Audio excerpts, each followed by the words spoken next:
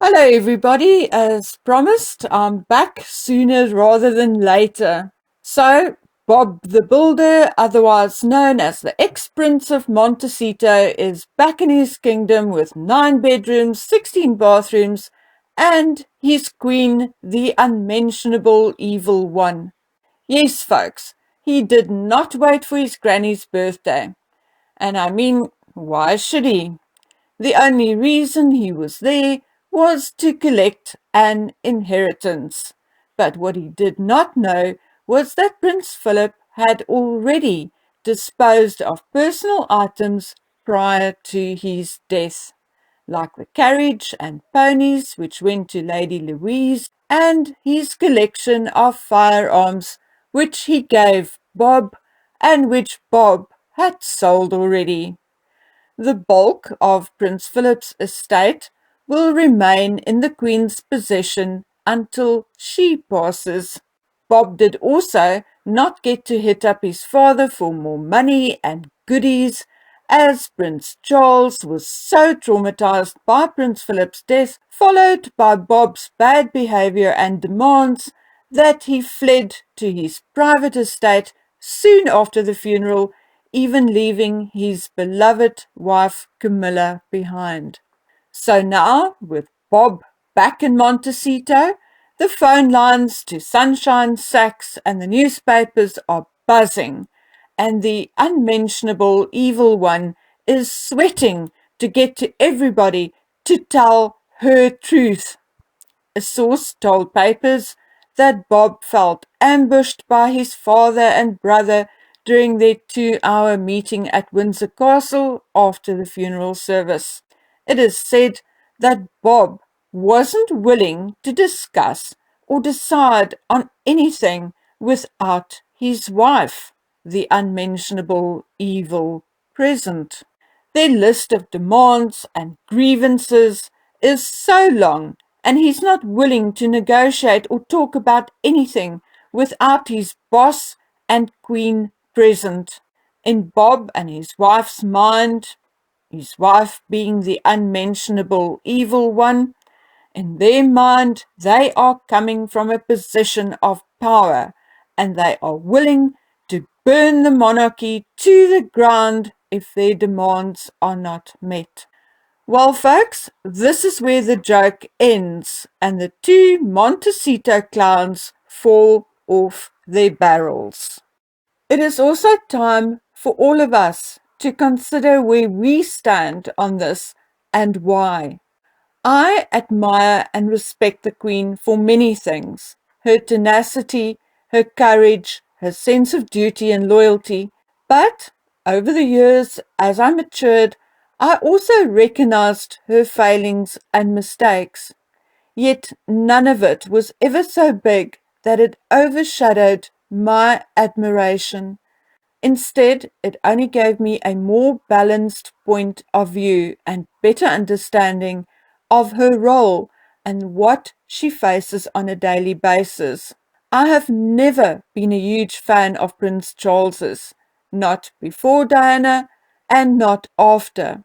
I do not like his pompous way of speaking and never have. Yet, I respect the work he had done and his achievements over the years, regardless of the fact that I never really liked him much.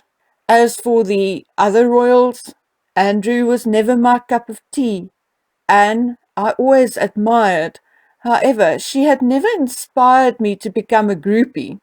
Edward had always been sort of in the background, and it has only been over the last 2 years that I have paid him much attention. Other additions like Sophie, Catherine, and Camilla had grown on me over time, and currently I have nothing but respect for all 3 of them. It is now becoming clear that William and Catherine will bear the brunt of this whole drama and of the fallout between the Sussexes and the rest of the family. And to date, their conduct had been a fine example of class and decorum. Having said all of this, it is the monarchy as an institution which concerns me. It is my belief that the British people are not fully aware of how lucky they are or how good they actually have it. How many have stopped to think how important history and culture really is? Living in a community where my history and culture had been and still is being systematically destroyed, I can tell you that culture and tradition is the very fiber of what holds a nation, a community, and a family together. It is what breeds loyalty, be it loyalty to your country, your community, or your family. Let's name an example taken from the time I spent in Britain. When spending time in a pub in England, it will not be strange to hear people criticize a particular member of the royal family or to even joke about them. But when there's a royal wedding or trooping the colour, thousands of Brits will be out in force, waving their flags, many of whom had a lot to say in the pub the night before. That, folks, is true commitment and loyalty. Love, commitment, and loyalty does not mean that we have to be blind to someone's mistakes. It means that we care, love, and respect them regardless. The royal family gives the people of England a glimpse of their history and tradition. It gives them something in common and it draws them into conversation. Seeing a family overcome and survive numerous hardships and dramas so publicly also gives us hope for the future. The royal family, having been around for so long, also provides us with continuity. And that, in a nutshell, my friends, is why I am siding with the royal family and why I would choose a King Charles rather than no monarchy, and why I would fight to my last breath to preserve the monarchy. So let us go back to Bob and his wife. Who are they, and why on earth are we giving them so much power? Bob was born into the royal family and is currently no longer the number two to his brother, no longer the spare.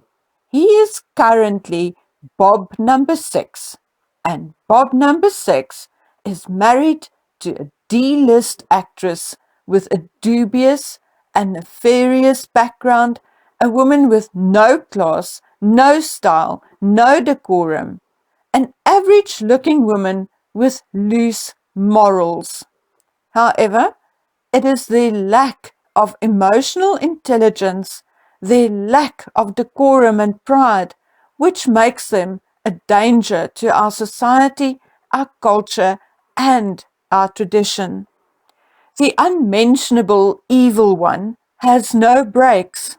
She has no sense of self, no sense of boundaries or personal space. She has no empathy, she has no pride, and no respect, not for herself or anyone else. There are limited ways of dealing with her and her huge ego. Therapy, as discussed in a previous video, will not help or change anything. There are only a few things which can stop her. Death, which will stop any and all of us, but she is still relatively young and healthy. Jail or prison, permanent lodging in an asylum, and or complete and utter humiliation. To humiliate the unmentionable evil one is also not easy. She had already been caught out in so many lies that had it been you or me, we would have gone into permanent hiding. But not her. It did not even prevent her from telling more lies and bigger lies in public. No, on the contrary, it seemed to have inspired her to go bigger and tell more lies. because she is not normal. And with that, we have to make peace. And instead of giving her power by gossiping about it, we need to recognize it and use it to our advantage and against her. So, okay, but how do we do it if she's not humiliated by being caught out on a lie? Well, by going for the jugular, the biggest lie, the biggest secret, the one thing which ties her to the royal family, and that is the truth about her pregnancies. Now, let us make something clear before I continue. I do believe that there is a child somewhere in the mix, regardless of the fact that the unmentionable evil one prefers to use other people's children for photo shoots, and regardless of the fact that she had used dolls in the past. But regardless of what you believe, the fact remains that all is not what it seems when it comes to the child. I have looked into every possible scenario and even investigated the possibility that the unmentionable evil one did perhaps give birth herself. But a couple of facts cannot be ignored. And I am not even considering the wiggling, popping, falling bump. For me, it is more important to concentrate on the more official incidents, the lies which by implication involves the entire family and others. Firstly, the official narrative that the child was born at the Portland Hospital at 5:26 a.m. on the 6th of May 2019, and that the child was delivered by Dr. Penelope Law. The facts are, the child was not born at the Portland Hospital at 5:26 a.m. on the 6th of May 2019 to a woman named Rachel Meghan Markle or the Duchess of Sussex. At the very least, 1, 2, 3, or all of the facts as just given are or is a lie. Something else, which I know for a fact, is that Dr. Penelope Law did not deliver the child in the Portland hospital that day. Dr. Law was away on holiday with her husband. As a matter of fact, according to her husband, they were not even in the country. Secondly, the palace announcement, short and sweet with no signatures. Thirdly, the Father's Day picture with supposedly Archie and Bob, which turned out not to be Archie and Bob, but which was explained as a generic photograph by the palace. Fourthly, the christening, which, according to the Unmentionable Evil One, was overseen by Archbishop Welby, while the same Archbishop was in a meeting in York until 12:30 that day and seen by a number of people. The same Archbishop who now refuses to explain how he managed to be in two places at the same time. Okay, so for me, those are the four main lies. The lies which not only involve the unmentionable one and her handbag Bob, but also other people. The unmentionable one and her handbag Bob are expecting Dr. Law, a respected obstetrician gynecologist, all the staff of the Portland Hospital, highly skilled staff at the palace, and the most senior clergy of the Church of England to lie for them. And this is not acceptable. But because it happened already, is exactly why she had the gall to lie again, to lie more, to tell even bigger lies, because she thought that she had gotten away with it before. Just as an example, if Archbishop Welby would not come out and tell the truth about the christening, why would he have contradicted her on her story of getting married 3 days before the big wedding? She never expected him to, but because of the pressure we put on him, he had to. Anyway, it is also the above-mentioned 4 lies which the couple is holding against the royal family. And it is working, because not only does it involve the royal family in their lie, but also other prominent and respected people. And this is where I am today, pleading with all or anyone who was involved in this fakery to be brave, and for the sake of the monarchy, for the sake of the British nation, for the sake of our culture and tradition, to please tell the truth. Only the truth will set you free. Once the truth is out, the unmentionable evil one will have nothing left to hold over the Archbishop, the royal family, doctors, lawyers, or anyone else anymore. And even if she has, no one, not even a court, will ever believe her again. The image of her clutching her bump will be etched into history forever. So here's my plea in full. Please, Archbishop Welby, please, Dr. Law, please, Earl of Bradford, please, whoever has relevant evidence, whatever it is, please step forward and save us all. Prince Charles, Prince William, you will both have a turn to wear the crown one day. Be the men I know you can be, and tell the truth. Set yourselves free. Secure the future of the monarchy for us and for your children and grandchildren. Draw the line and step over it. We have your backs.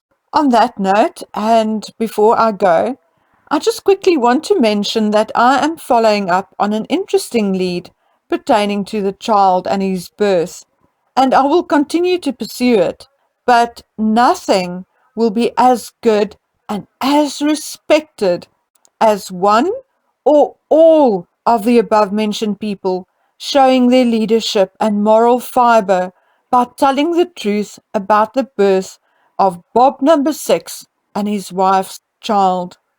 Okay, people, I sincerely hope that this video will make an impact somewhere. A friend will use some of this information and much more to make a similar plea on social media, and as soon as I receive the links from her, I'll post it in my community page, and I'll be grateful if you could then head over there and support her.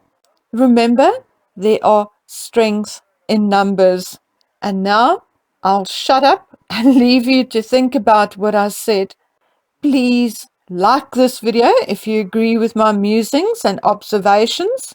Share the video. Subscribe if you haven't yet. Please, we are all in this together. Please take care of yourselves, and until I see you on the next video, bye.